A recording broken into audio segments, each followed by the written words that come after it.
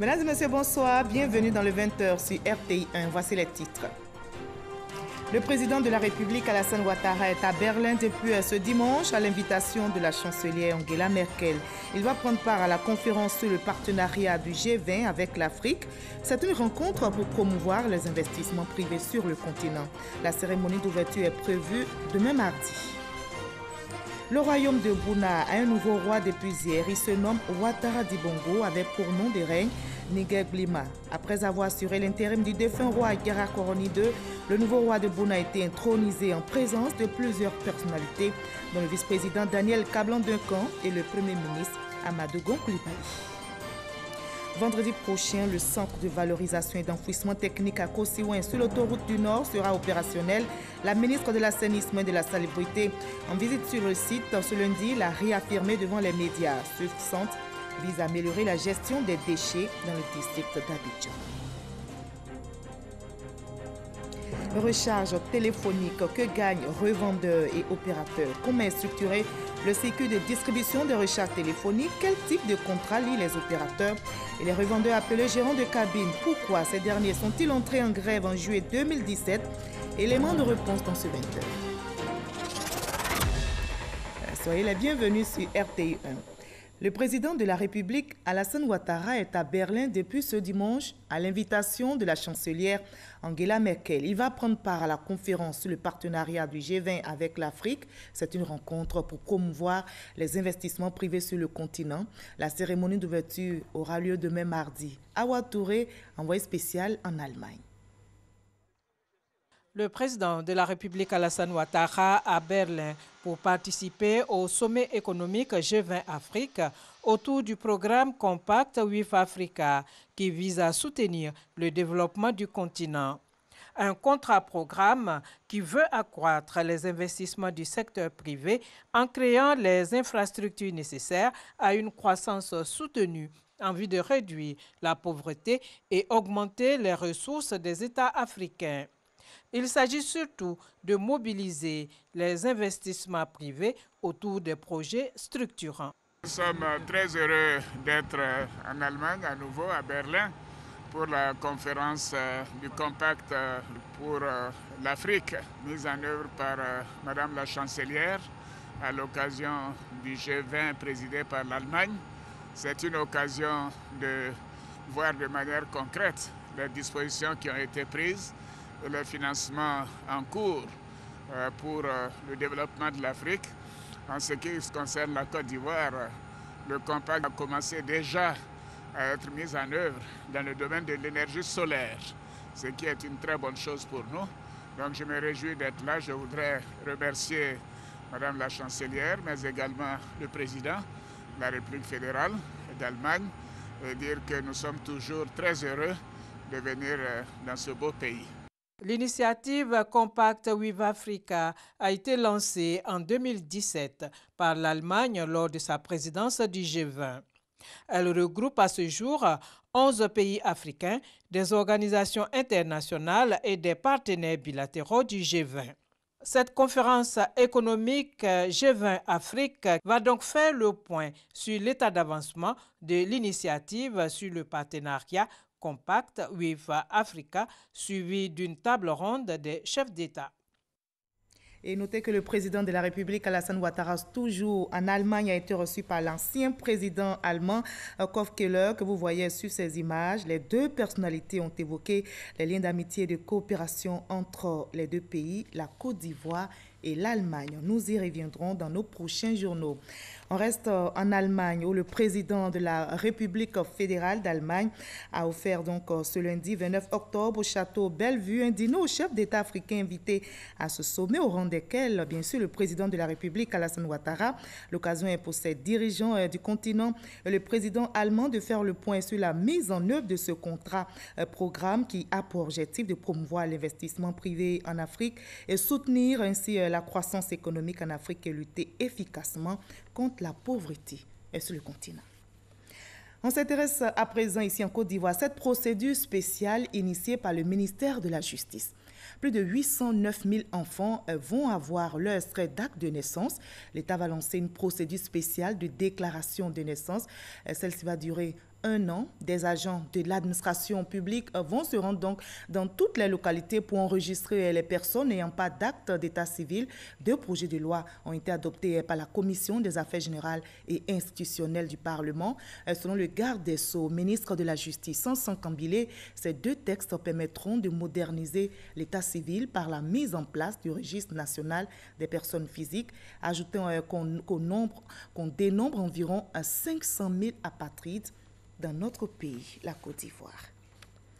Des chercheurs et opérateurs de filières des pesticides planchent sur la question des pesticides périmés, frauduleux et interdits en Côte d'Ivoire. Quel impact sur l'environnement et la santé? Surtout, comment les réduire et mettre en place des alternatives avec les premières journées scientifiques qui se tiennent du 29 au 30 octobre ici à Abidjan. Les pouvoirs publics et les populations seront sensibilisés sur les dangers de ces produits. Salima Toudia.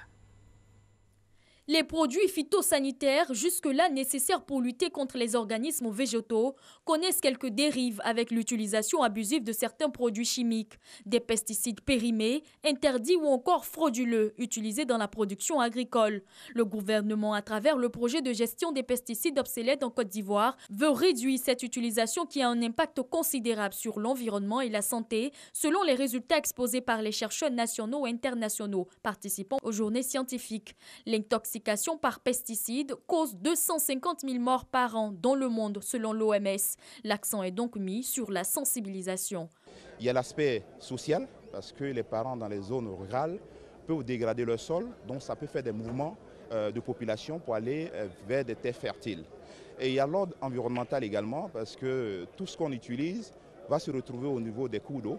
Et donc tout ce qui est poisson, biodiversité peut être contaminé. Et nous-mêmes, les humains, on peut être contaminés.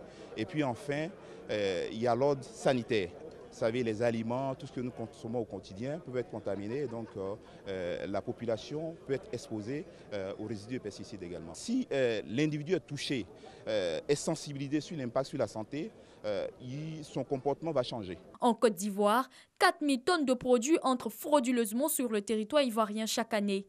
Une fraude qui représente 25% du marché total des pesticides en Côte d'Ivoire. Le renforcement du cadre juridique et la répression sont évoqués. Il faut qu'on ait des statistiques fiables pour pouvoir arrêter des stratégies pour mettre fin à la présence de ces pesticides-là. Pour ceux qui font le transfert transfrontière des pays voisins vers la Côte d'Ivoire, qui savent la dangerosité de ces produits, il y a ceux qui changent les étiquettes de ces des pesticides obsolètes pour y accoler des étiquettes qui semblent être des pesticides réglementaires. Tout cela doit suivre la rigueur de la loi. Pour la réduction des pesticides, les chercheurs proposent entre autres comme alternative des produits phytosanitaires à faible taux de toxicité, la formation des paysans, revendeurs et applicateurs et la connaissance des bonnes pratiques agricoles. Des résolutions qui devront être soumises au pouvoir public pour une prise de décision.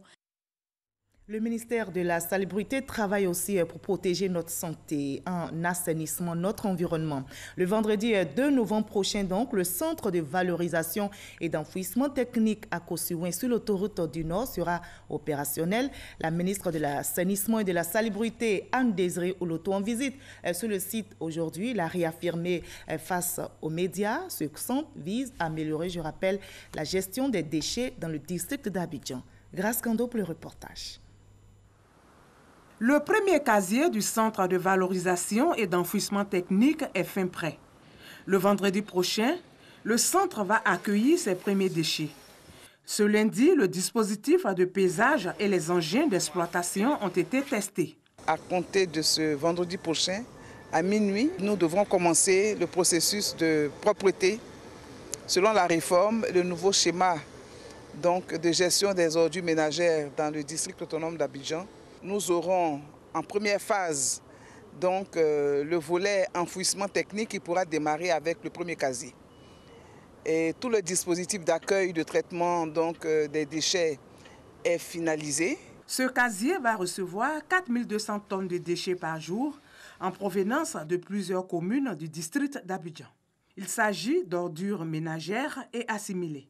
Avant que ces ordures n'arrivent dans ce centre, ces ordures transitent dans les centres de transfert, on les appelle communément les centres de groupage, pour pouvoir faire un tri préalable avant de nous envoyer les ultimes, c'est-à-dire les ordures qu'on peut enfouir. vous avez des casiers qu'on appelle des alvéoles, et dans ces casiers seront entreposées ces ordures. Vous aurez des appareils rayons actifs qui permettront de détecter d'autres types d'ordures, mais pour lesquels il y aura un autre traitement particulier. Les déchets seront étalés avec du matériel lourd et après, chaque jour, il y aura de la couverture. Et le lixivia, il sera traité, récupéré et traité. Et tout ce qui est en vol et tout ça, il sera protégé. Donc il y aura une protection de l'environnement qui sera bien considérée, bien sûr, on respecte les normes internationales de l'environnement. 2 autres casiers sont en construction. Ils seront livrés dans quelques mois. Pour rappel, le Centre de valorisation et d'enfouissement technique fait partie des réformes engagées par le gouvernement en matière de gestion moderne des déchets. Et on s'active aussi du côté du ministère de la Santé et de l'Hygiène publique pour réduire la propagation du VIH-Sida. Le ministère vient d'organiser justement les awards de la lutte contre le sida pour encourager les acteurs engagés dans la lutte contre la maladie afin d'atteindre les objectifs de 2033. Structures ont reçu des prix pour leur engagement. Serge Koléa nous en dira davantage dans nos prochains journaux.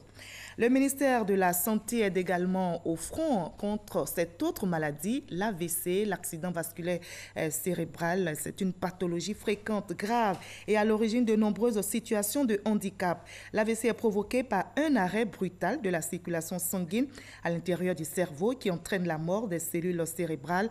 En Côte d'Ivoire, près de 25% des AVC surviennent avant 65 ans. Le pays vient donc d'organiser une journée de sensibilisation. On passe maintenant à l'économie. La Direction générale du Trésor et de la comptabilité publique vient d'installer le comité de suivi du recouvrement des amendes forfaitaires et judiciaires. Cette initiative s'inscrit dans le cadre des recommandations des différents séminaires initiés en vue d'améliorer les recettes non fiscales dans le budget de l'État. Nadia Edja et Cheikh Kone pour le reportage. Créé par arrêté interministériel le 28 mars dernier, le comité de suivi de recouvrement des amendes forfaitaires et judiciaires est désormais opérationnel. Composé de 17 membres, il permettra d'accroître les recettes de l'État à travers l'amélioration du taux de recouvrement des amendes judiciaires et forfaitaires. S'agissant des amendes judiciaires, sur un montant total de 5 milliards de condamnations prononcées au titre des années 2012 à 2016, seulement 24,7 millions ont été recouvrés, soit à peine un taux de 0,97%. Quant aux amendes forfaitaires, leur proportion dans le financement du budget atteint à peine 1%. Ailleurs, notamment en France, les excès de vitesse, alcoolémie, défaut de signalisation et les infractions routières de toutes sortes ont rapporté à l'État français en 2015 1100 milliards de francs CFA. Le représentant du ministre de la Justice et des Droits de l'Homme a exhorté le comité à s'investir dans sa mission dont les retombées seront bénéfiques à l'État. Je voudrais vous exhorter à redoubler d'ardeur pour que le recouvrement soit effectif. Pour nous, ministère de la Justice, il y a un degré particulier, c'est permettre l'effectivité de l'exécution des sanctions pénales prononcées. Donc il n'y a pas de raison qu'une partie de la sanction qui est l'emprisonnement soit exécutée et que l'autre partie ne le soit pas. Le comité devra faire des évaluations périodiques et rendre compte des avancées ou des difficultés rencontrées dans le recouvrement de ces amendes. Des actions à même de rehausser le rendement des amendes non fiscales de moins de 2% à 10% des recettes budgétaires globales de l'État d'ici à 2020. Le ministère de la Femme, de la Famille et de l'Enfant et une compagnie de téléphonie mobile ont signé un partenariat. Ce partenariat inclut le projet Maison Digitale qui permettra aux institutions de formation et d'éducation de la femme, IFEF, d'être des entrepreneurs. Plusieurs tablettes digitales seront mises à la disposition des 15 institutions basées en Côte d'Ivoire. Le reportage de Grace Kando. Cette signature de convention vient renforcer la collaboration entre le ministère de la Femme, de la Famille et de l'Enfant et la Fondation Orange Côte d'Ivoire. Ce partenariat s'inscrit dans le cadre du projet Maison Digitale. Il permet aux femmes des institutions de formation et d'éducation d'être autonomes. Je voudrais saluer cet acte, je dirais, historique que nous venons de poser, qui va contribuer, je pense, à l'émergence de la Côte d'Ivoire. Ce projet baptisé Maison Digitale qui permet aux femmes de pouvoir apprendre, leur permet d'être totalement équipées pour passer vraiment du cap d'entrepreneurs vulnérables à des entrepreneurs aguerris. Grâce aux symboles et courbes introduits dans le matériel numérique, ces femmes pourront avoir un niveau d'alphabétisation de base et des notions sur l'entrepreneuriat. Des femmes qui ne savaient pas lire ni écrire aujourd'hui peuvent écrire à travers ces différents symboles, les 10 symboles qui ont été présentés. C'est vraiment un changement très important. Dans le cadre du programme d'inclusion numérique du gouvernement, la Fondation Orange Côte d'Ivoire a offert plus de 10 tablettes digitales dans les 15 institutions de formation et d'éducation de la femme. Voilà, reportage réalisé pour vous par Rosemonde Kini et Grace Kando. Lorsque vous achetez du crédit téléphonique, l'opérateur n'est pas le seul à générer du profit. Les revendeurs appelés gérants de cabine ont une marge, mais combien gagnent-ils exactement? Quel type de contrat lie les opérateurs aux revendeurs et pourquoi d'ailleurs ces derniers sont-ils entrés en grève en juillet 2017? Élément de réponse dans ce reportage signé Didier Nguessa. Plus de 90% des achats de crédits téléphoniques se font auprès de distributeurs détaillants appelés gérants de cabine. Leur marge, une commission de 4 ou 6% en fonction de l'opérateur, soit 400 ou 600 francs sur 10 000 francs de transaction. Bon, en matière des unités, là, on a les fournisseurs qui les appellent et puis nous envoient les unités. Mais on paye cash, quoi. Par semaine, je recharge mes téléphones 60 000 francs par semaine. Des réseaux nous donnent 4% sur chaque rechargement à partir de 10 000 francs. Nous, les gérants de cabine, on aimerait que les sociétés des réseaux, des différents réseaux, puissent augmenter notre pourcentage à 10%. Ce qu'on veut dire aux sociétés, on va essayer de voir les pourcentages là.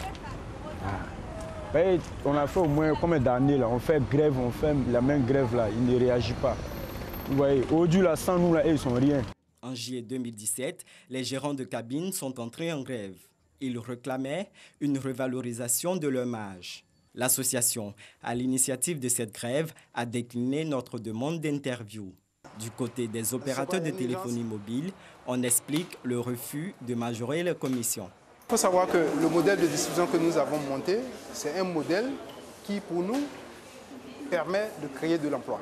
Et quand je prends en moyenne aujourd'hui, chaque distributeur a à peu près 150 personnes qui ont embauché. Le modèle que nous avons conçu, c'était de dire, nous rémunérons un peu plus ce grossiste-là qui emploie des jeunes Ivoiriens et qui a des charges. Payer le réseau de distribution au-delà de ce que nous faisons aujourd'hui ne pourrait pas nous permettre de maintenir tous les emplois qu'on a. Cet opérateur reverse près de 6% de commission aux distributeurs grossistes et 4% pour le détaillant à la cabine. Un total de 10% pour le volet distribution. Nous avons une obligation vis-à-vis de l'État de couvrir le territoire ivoirien pour que chaque Ivoirien, dans le plus petit hameau, puisse avoir le téléphone, pouvoir téléphoner. Et ça, c'est des investissements très élevés. Il faut le faire vis-à-vis du régulateur. Si on ne le fait pas, on est soumis à des pénalités. On dénombre environ 100 000 gérants de cabine sur tout le territoire national. 3 opérateurs de téléphonie mobile se partagent près de 32 millions d'abonnés. Suite à l'incendie qui a ravagé plusieurs restaurants, maquis, magasins et domiciles à San Pedro, le gouvernement apporte sa compassion. En attendant justement le déplacement de la ministre de la Solidarité, le secrétaire d'État chargé des PME, également maire nouvellement élu de San Pedro, s'est rendu aujourd'hui même sur les lieux pour rencontrer les sinistrés. Le reportage de notre correspondant Sam Kona. Un incendie la nuit de vendredi à samedi a ravagé 5 maquis et restaurants, un magasin de vêtements et de transfert d'argent et 2 domiciles au quartier Lac de San Pedro. Le secrétaire d'État chargé de la promotion des petites et moyennes entreprises apporte le réconfort du gouvernement aux sinistrés. Félix Anoublé s'est d'abord rendu sur les lieux de l'incendie pour constater les dégâts. Ensuite, il a eu une rencontre avec les victimes. nous avons appris donc le drame qui s'est donc passé à San Pedro. Nous avons rendu compte donc au Premier ministre et c'est en son nom, en tant que maire nouvellement élu de la commune de San Pedro. Dans un premier temps, nous avons tenu à exprimer donc toute la compassion de tout le gouvernement ivoirien aux sinistrés qui ont perdu leur commerce totalement. Nous sommes vraiment heureuses et surprises parce qu'on n'en attendait pas autant. Il y a 3 jours, nous pleurions. Mais après la visite du ministre, disons merci au président, à son premier ministre pour leur promptitude, vraiment à être là, pour pleurer avec nous, pour vraiment essuyer nos larmes. Le secrétaire d'État chargé de la promotion des petites et moyennes entreprises invite les acteurs de son département à assurer leurs activités. Souvent, on a l'impression que faire un certain nombre de vérifications, c'est aller contre les intérêts des populations ou des opérateurs économiques. Mais c'est quand il y a un problème qu'on se rend compte qu'en réalité, on n'était pas contre eux, mais c'était pour leur propre bien. Ces établissements auraient été assurés qu'aujourd'hui, on serait en train de moins pleurer. En attendant, une enquête a été ouverte. La plateforme des leaders croyants pour la paix, la réconciliation, la cohésion sociale et le développement a vu le jour à travers sa première rencontre avec les membres de cette organisation. Le but est de mettre officiellement ses membres en mission pour promouvoir la paix et la réconciliation. On en sait plus avec notre reporter Patricia Oumouetia. Les leaders religieux se sont engagés dans la recherche de la paix. Ils ont mis en place une plateforme dénommée la plateforme des leaders croyants pour la paix, la réconciliation, la cohésion sociale et le développement. L'objectif est de promouvoir la paix et le vivre ensemble. Nous avons décidé, tous croyants confondus, musulmans et chrétiens, toutes tendances confondues, de nous mettre ensemble pour penser une stratégie, mener des actions pertinentes sur le terrain pour aider le gouvernement et les institutions à ramener la paix. Selon Clément Akobé, fondateur de la plateforme, il s'agit d'une mission d'intérêt général pour laquelle il souhaite avoir le soutien des populations. La paix commence d'abord dans son cœur et ensuite dans sa famille, ensuite dans son village, dans sa ville. Et ensuite, nous allons aller dans toutes les grandes villes de la Côte d'Ivoire. La plateforme constate qu'à l'approche des échéances de 2020, la paix sociale risque de nouveau d'être compromise par la fragilité des alliances politiques et des crises internes. C'est pourquoi elle met ses messagers en mission. Nous demandons aux acteurs politiques que lorsqu'il y a l'élection, il faut qu'on soit fair play. Parce que si on n'est pas fair play, on crée des faux problèmes. Des messagers au nombre de 120 qui sont des hommes et des femmes, issus des différentes confessions religieuses et qui se distinguent par une qualité de vie, notamment par leur contribution à l'apaisement des tensions et au maintien de la paix. Pour la plateforme, l'objectif général de cette rencontre vise à révéler à la nation l'existence d'un instrument interconfessionnel pour l'édification d'une paix et d'un développement durable en Côte d'Ivoire. Il va aussi s'atteler à la paix dans la région du Boukani. Il s'agit du nouveau roi de Bouna. Le royaume a donc un nouveau roi depuis hier. Il se nomme Ouattara Dibongo, avec pour nom de règne Niguel Bliman. Il avait assuré l'intérim du défunt roi Garakoroni II pendant 90 jours. 31e roi de Bouna, il a été intronisé dans la pure tradition Koulongo. C'était en présence de plusieurs personnalités, dont le vice-président Daniel Kablan-Duncan et le premier ministre Amadou Gon Coulibaly. Eugène Atoubé depuis Bouna. Au nom de la solidarité, de l'harmonie intercommunautaire et des excellents rapports de voisinage érigés en valeur dans le Boukani, la cérémonie d'intronisation du nouveau roi de Bouna a été un moment de fête collective.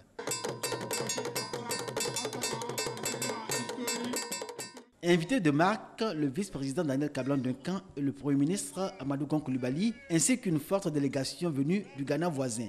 Après 90 jours d'intérim comme exigé par la tradition en pays Koulango, Ouattara Kibankoro a été intronisé et devient ainsi le 31e roi de Bouna, successeur du défunt roi Garakoroni II qui aura régné pendant 9 ans. Entre douleur et joie, population et invités attendent du nouveau roi de Bouna qu'il poursuive l'œuvre de son prédécesseur. Le nouveau roi de Bouna est de la lignée des Konga. 50 ans à peine, c'est le plus jeune des prétendants dans les 3 lignées du royaume de Bouna, d'où sont issus les rois. Avant sa prise de pouvoir, symbolisée le jour même de son intronisation par la victoire de ses guerriers sur ceux du défunt roi, le vice-président Daniel Kablan-Duncan et le premier ministre Amadou Gon Coulibaly ont été conduits par le roi de Yalo à la cour de feu Garakonui II pour un premier contact avec le futur roi pour un bref échange. Un peu plus tard, après que l'intérimaire a reçu ses attributs pour devenir le roi de Bouna avec pour nom de règne Dandia Karedougou, traduisez fer dur, il a reçu les félicitations et les conseils du vice-président Daniel Kablan-Duncan au nom du président Alassane Ouattara. Majesté, vous êtes la digne lignée des rois du Boukani, puisque feu votre père, le Bounamassa, si j'ai bien noté, avant feu le roi Diakaroni II. Vous êtes jeune, il est vrai, comme l'a écrit d'ailleurs le dramaturge Pierre Corneille, et je cite, « Aux âmes bien nées, la valeur n'attend point le nombre des années. On peut être jeune, mais on peut être efficace, ce que ça veut dire. Déjà chef de la province du Niamoué, dans le département de l'Europe, vous êtes connu pour être un homme pondéré et patient.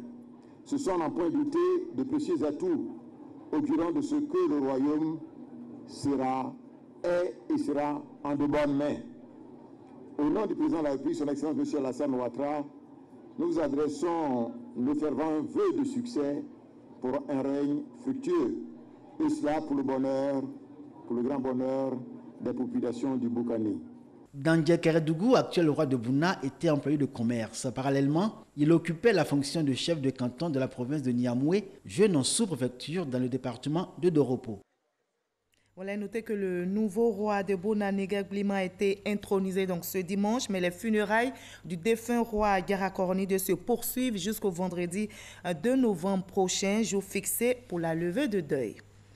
Le cinéma ivoirien enregistre un autre long métrage pour traiter de l'épineuse question de l'immigration clandestine, Aventura. Ce film du réalisateur Boakri Bernard met à nu les nombreuses difficultés rencontrées par les candidats à l'immigration, des difficultés qui ont pour nom, entre autres, meurtre, maltraitance, utilisation pour le djihadisme. Explication détaillée avec Issa Tchonayeo. Ils sont encore nombreux, les jeunes Africains, à emprunter la voie suicidaire de l'immigration clandestine. Les initiatives pour les décourager ne manquent également pas.